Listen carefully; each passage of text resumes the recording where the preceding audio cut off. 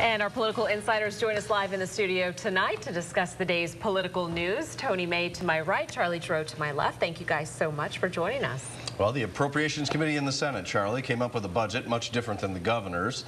It might make a lot of people who are worried about those cuts to education and other programs, might make them breathe a little easier. Do you think it stands a chance? Well, there's always a lot of discussion this time of year about what the governor's proposal was and what the final budget will be. And generally speaking, when it all works out, it's somewhere in the middle. And I would predict that will be likely the outcome this year as well.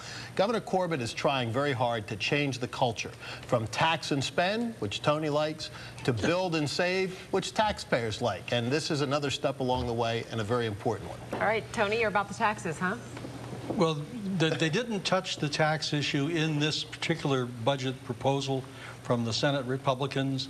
I think that it will move quite comfortably through the General Assembly to the House, where I think it will be increased by the Republican majority, Charlie, in certain areas, because there are some real serious areas of need. The Senate Republicans did address some of them. County mental health, mental retardation costs, basic school costs, higher education costs.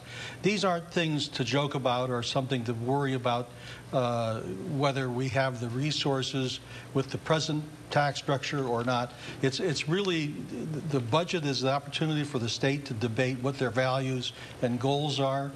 The question is, can we get it done on time, or can we get it done early? And I think that the attitude in the General Assembly is, let's get it done early this year. It's starting early. I think we're on the right track. But values and cores, as Tony, you mentioned, it's affecting a lot of people in the education, social services sectors. You can't make everybody happy. Where do you go with this? Well, ultimately, you know, Tom Corbett was elected with a pretty clear mandate from the people of Pennsylvania, and that was to cut spending. And that's what he's done with 2 consecutive budget proposals. Hopefully the General Assembly will do the right thing and do what every family across Pennsylvania is doing, which is tighten their belts a little bit in a time of economic downturn and difficulty.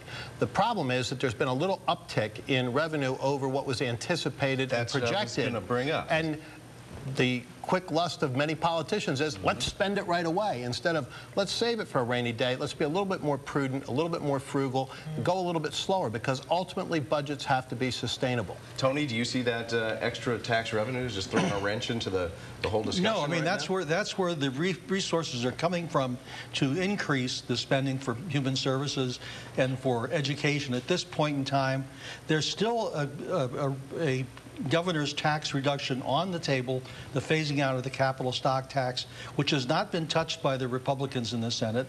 Charlie can have his cake and eat it too if he wishes, because the economy is improving.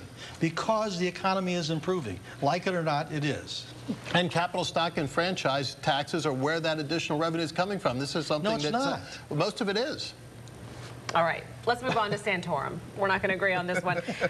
You may not agree on Santorum either, but he announced yesterday in an email that he was going to support Mitt Romney. Modern. What happened with the pageantry, though? Usually we get in front of the microphone, you get the press, and you stand behind the candidate. Why in the email? It seems just a little bit different than what we've seen in the past. Seems kind of cold. It certainly wasn't your wholehearted, very enthusiastic endorsement. I read the email. I had to get down to paragraph 8 or 9 where it actually was.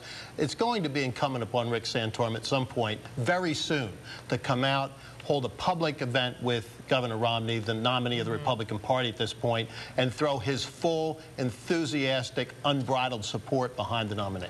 Okay. Yeah, there's a phrase, phoning it in. Right. Now he's emailing it in. That's how enthusiastic he isn't.